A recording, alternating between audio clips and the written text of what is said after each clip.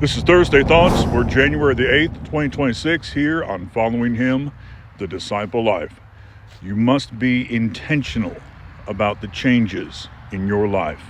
Consider what Paul said in Colossians 3, beginning in verse 5, going through verse 9. Therefore, put to death your members which are on the earth: fornication, uncleanness, passion, evil desire, and covetousness, which is idolatry.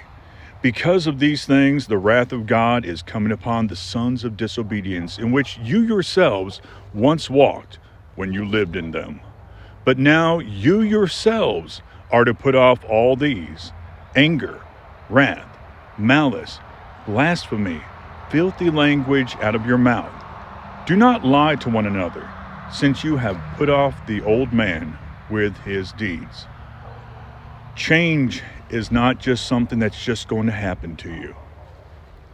The old you is not just going to die off on his or her own. We're speaking metaphorical die off, in case any of the algorithm freaks out about that kind of terminology. It's not just something that's just going to happen to you.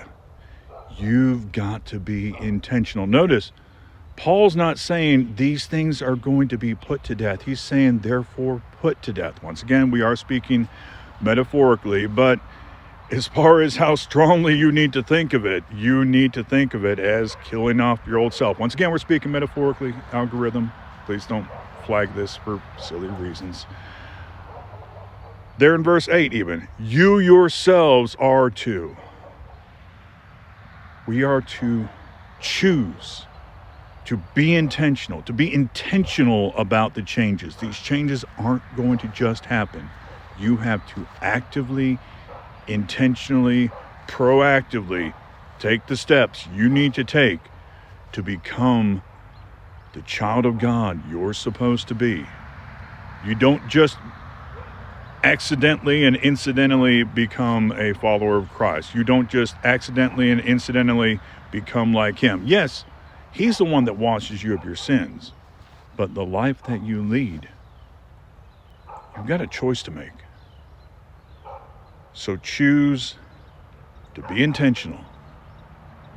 Be intentional about the old you no longer being who you are.